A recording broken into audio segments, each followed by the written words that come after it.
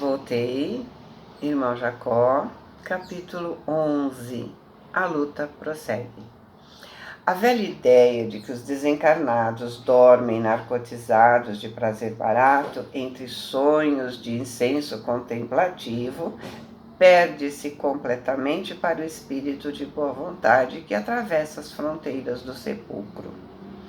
Se há juízes e administradores na terra que alvejam os cabelos e se cobrem de rugas na atividade difícil em favor do bem e da paz dos semelhantes, se há homens e mulheres que já experimentam no mundo a coragem serena de abandonar as flores do sangue, colocando-se ao encontro da humanidade através dos espinhos do sacrifício e da renúncia, como aceitar um céu onde os escolhidos sorriem e gozam diante do infortúnio alheio? Como entender um Éden delicioso em que ninguém cogite de melhorar o purgatório infernal, se um simples político se preocupa em drenar o pântano que prejudica a sua cidade? Organização educativa. O que eu via no Parque Ditoso não era somente a expressão encantadora e pacífica da natureza. O interesse nos serviços do progresso geral mostrava-se inequívoco em todos os rostos. A instituição em que minha filha presta ajuda ativa me impressionou pela grandeza. Trata-se de uma universidade que ultrapassa em programa e organização qualquer um dos institutos europeus ou americanos destinado à formação e ao burilamento do caráter infanto-juvenil. Os edifícios centrais se agrupam inteligentemente sobre velhas árvores rodeadas de frondes translúcidas. As crianças não encontrariam paraíso mais doce. Alguns irmãos e numerosas irmãs a orientam e educam com singular devotamento, preparando-as para a reencarnação na crosta planetária. Entrei no instituto em companhia de Marta e do meu amigo Andrade, quando centenas de meninos brincavam felizes em bando nos extensos jardins. Grande parte correu ao nosso encontro, abraçaram minha filha efusivamente e alguns beijaram minhas mãos, me chamando de vovô.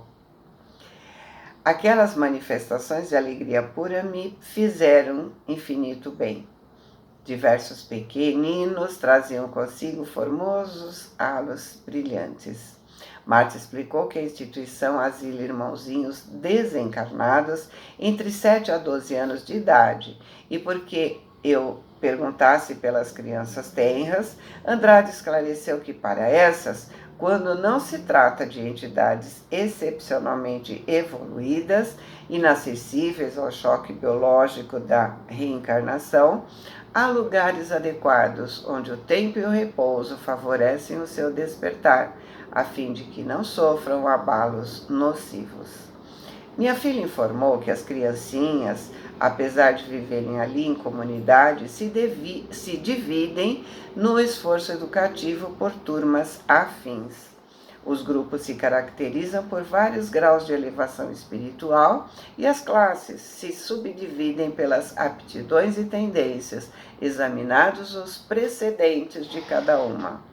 Quando perguntei se na vida espiritual a criança pode se desenvolver e optar pelo mau caminho, Andrade respondeu que isso é perfeitamente cabível, considerando-se que, como desenvolvimento na nova esfera, a alma recapitula as emoções do passado, com apelos íntimos de várias espécies, porém, acrescentando que, de modo geral, as crianças estacionadas nos parques de reajustamento sempre se encaminham à reencarnação. Se o espírito de ordem sublimada se desenfaixa dos laços de carne, quite com a lei que governa o nosso destino em período infantil, readquire de pronto as mais altas expressões da própria individualidade e se eleva aos mais elevados planos. Marta me apresentou lindos grupos, inclusive algumas dezenas de pequenos indígenas libertos do corpo, em fase primária de cultura e inteligência. Porém, experimentei a maior surpresa quando conheci a Assembleia dos Meninos Orientadores. São meninos e meninas de passado mais respeitável e, por isso mesmo, mais acessíveis aos ensinamentos edificantes da instituição. Às vezes, se demora no parque muito tempo, aguardando circunstâncias favoráveis à execução dos projetos de ordem superior. E enquanto permanecem aí, desempenham valiosas missões junto a crianças e adultos entre as duas esferas, além das tarefas usuais de que se incumbem na própria organização em que se mantêm estacionados. Constituem, assim, vasta coletividade de escoteiros do heroísmo espiritual, junto dos quais encontramos inapreciável estímulo e santo exemplo. Ambiente novo. Edificado com o que observei, seguimos na direção do casario central da cidade que me hospedava. Inútil tentar a descrição do carinho e da dedicação dos habitantes para com a paisagem. Flores e arvoredo, evidentemente conduzidos para o trabalho de espiritualização, surgiam lindos e enternecedores a cada passo. Em certos jardins, as flores luminosas chegavam a formar frases inteiras de glorificação à divindade. Os domicílios não se torturavam uns aos outros como nas grandes cidades terrestres. Isso ele está falando no início do século passado, imagina hoje, hein? Ofereciam espaços regulares entre si, como a indicar que naquele abençoado reduto de fraternidade, o auxílio cristão há lugar para todos. Não vi estabelecimentos comerciais, mas em compensação identifiquei grande número de instituições consagradas ao bem coletivo. Recordando a leitura das narrativas de André Luiz e de Vale Owen, ele diz aqui a obra Vida Além do Céu, Vida Além do Véu. Perguntei ao irmão Andrade quanto às características do novo ambiente, me informando então que nos achávamos numa colônia espiritual de emergência, situada nos planos menos elevados. Diversas comissões de socorro em múltiplos trabalhos salvacionistas ali funcionam a benefício não só das criaturas encarnadas, mas também de extensas multidões de desencarnados em sombra e desespero. As vias públicas estavam cheias de transeuntes. Muitos se agrupavam, seguindo em conversa ativa, enquanto outros passavam isoladamente, mas em nenhum rosto surpreendia expressão de rancor, aflição ou desânimo. A irritação parecia não ter acesso ali, naquele domínio de tranquilidade construtiva. Alguns me olhavam com simpatia e bondade, naturalmente percebendo a minha condição de neófito, de aprendiz, né? E dando a conhecer ao irmão Andrade a estranheza com que reparava a serenidade das pessoas, ele salientou que os ambientes da colônia, ainda mesmo quando detinham motivos fortes de preocupação, fazem quantos lhes é possível para guardar a paz com sinceridade, atentos aos desígnios de ordem divina. O magnífico santuário. Após atravessar graciosas avenidas, onde a natureza educada oferece sublime espetáculo à vista, parei admirado diante do formoso e magnificente edifício, no qual adivinhei um templo importante.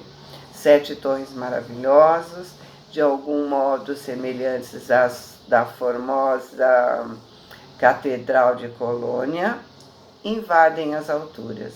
Em tudo o que meu olhar podia abranger, eu observava primorosas manifestações de ourivesaria admirável pela finura e beleza.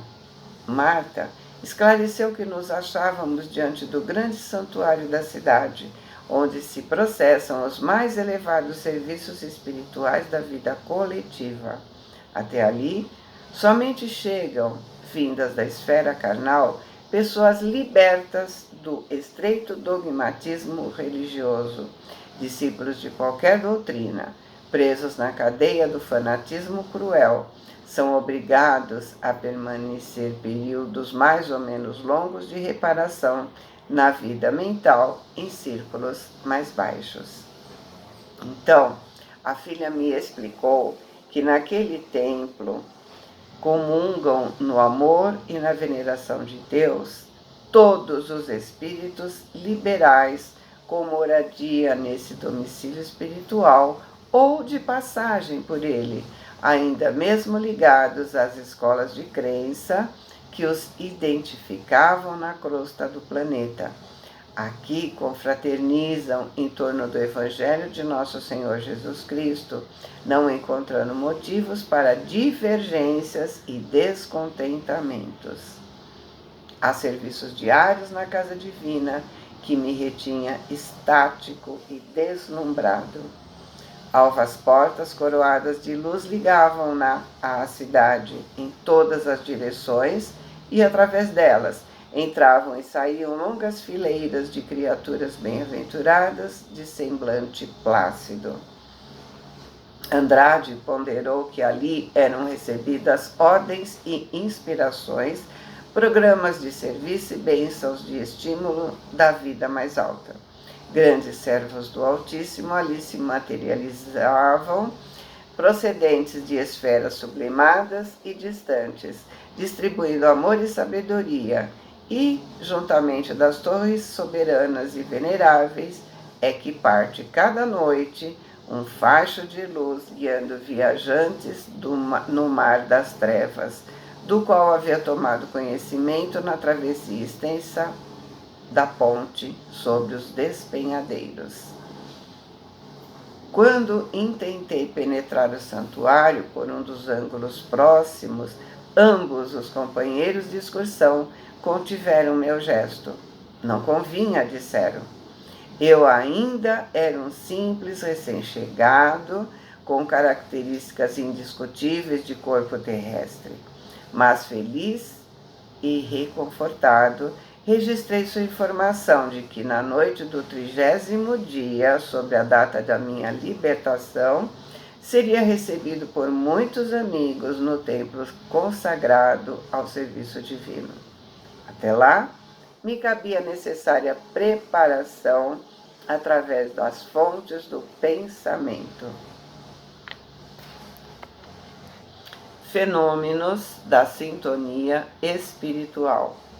O dia correu célere, rápido, multiplicando surpresas confortadoras ao redor dos meus passos. E à noite, fim do culto doméstico das palavras divinas, Marta me convidou ao recolhimento, afirmando que a cidade permanecia cheia de atrativos e estudos para a noite, mas me aconselhava o repouso, de modo a evitar excessos de impressões nas primeiras horas do meu contato com a paisagem. Surpreendendo-me, o amigo Andrade declarou que se demoraria junto de mim naquela noite. Salientou que minhas forças estavam quase refeitas, que começava a viver a experiência normal na esfera nova. E por isso, provavelmente, eu necessitaria de instruções fraternas. Apesar de intrigado, aceitei satisfeito o oferecimento gentil. Passamos a extensa câmara destinada ao descanso, mas bastou que me entregasse a quietação para que certo fenômeno auditivo e visual me perturbasse as fibras mais íntimas. Vi perfeitamente como se estivesse dentro de mim as filhas queridas, então na terra, e alguns poucos amigos que deixei no mundo, me dirigindo palavras de saúde e carinho. E aí vem umas aspas, né? Pai querido, diga-me se você ainda vive. Desfaça minha dúvida, me ensine o caminho. Venha até mim. Era a voz de uma delas a me interpelar.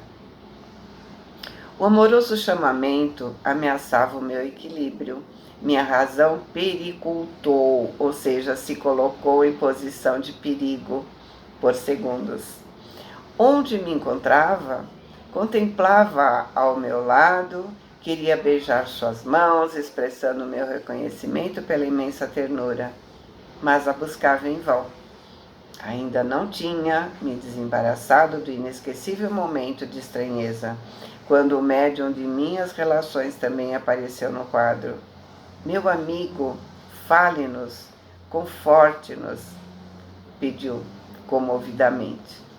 Meu coração pulsou apressado, como atender aqueles pedidos, ia gritar suplicando socorro. Mas o irmão Andrade, mais prestativo e prudente que eu poderia supor, se aproximou de mim e cientificou de que aquele era um fenômeno de sintonia espiritual, comum a todos os recém-desencarnados que deixam laços do coração na retaguarda. Esclareceu que, através de semelhante processo, era mesmo possível comunicar-se com o círculo físico, quando o intermediário terreno possa conservar a mente na onda da ligação mental durante tempo indispensável. Informou que as entidades desencarnadas é suscetível de manter intenso intercâmbio pelos recursos do pensamento e que, por intermédio dessa comunhão íntima, o criminoso se prende nas sombras das próprias obras, tanto quanto o apóstolo de bem vive com os resultados felizes de sua sementeira sublime de renúncia e salvação. Insuflou-me forças vigorosas, utilizando passes de longo curso e me recomendando calma. Afirmou que aos poucos saberia controlar o fenômeno das solicitações terrestres, canalizando-lhes as possibilidades para o trabalho de elevação. E assim ele termina o capítulo. Não tem muito a comentar, né, gente? Porque, na verdade, ele está descrevendo para a gente, né, todo o ambiente, tudo que está acontecendo. Então, é isso.